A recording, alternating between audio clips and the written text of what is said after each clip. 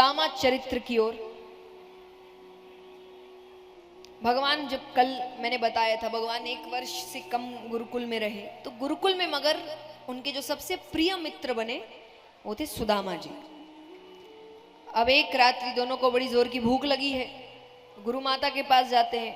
उन्होंने कहा लकड़ियां तो खत्म हो गई, लकड़ियां लेकर आओ, जब तक मैं बाकी तैयारी करती हूं, और अगर रास्ते में ज्यादा भूख लग जाए कुछ चने दे रही हूं, दोनों मिल बांट कर खाना।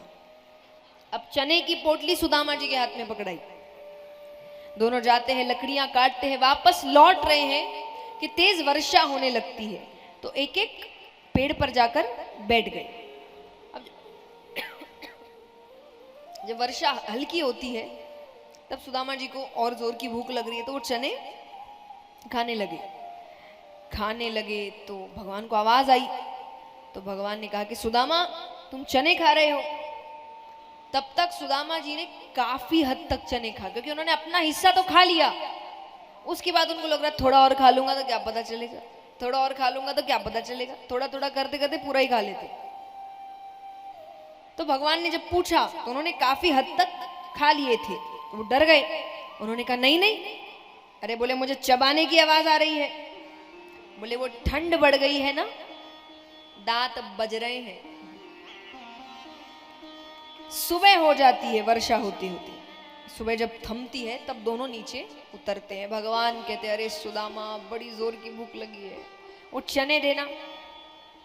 सुदामा जी रोने लग गए, उन्होंने कहा वो चने तो मैंने खा लिए। भगवान कहते कोई नहीं, गुरुकुल में कहना हम दोनों ने मिल बांट कर खा लिए। पर पहले तो गुरु भी अलग होते थे भाई, उन्होंने गुरुकुल में बैठे बैठे ये पूरा दृश्य देख लिया।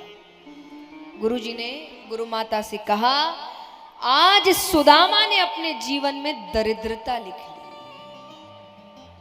किसी का हक नहीं मारना, लेकिन मैं इस चीज के कतई खिलाफ नहीं हूं कि आप धन मत कमाइए, आप आगे मत बढ़िए, आप कार्य मत करिए, आप नाम मत करिए, धन दौलत नाम शोहरत पद प्रतिष्ठा सबके लिए काम करिए और सब कुछ प्राप्त करिए, लेकिन अपनी मेहनत का,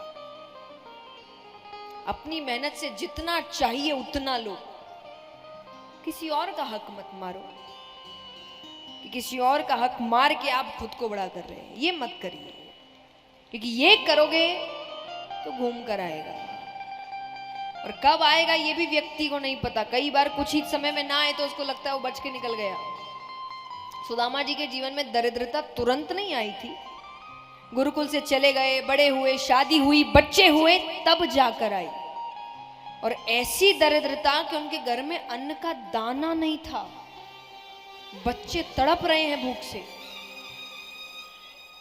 तब उनकी पत्नी ने उनसे कहा था कि एक बार आपने बताया था कृष्ण आपके मित्र थे, आप गुरुकुल में एक साथ पढ़ते थे, आप उनके पास क्यों नहीं जाते, वो कुछ तो सहायता करेंगे।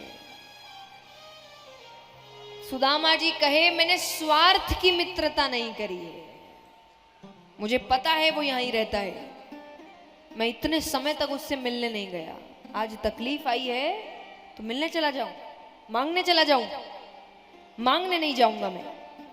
पत्नी ने कहा मांगने मत जाओ, मिलकर आओ।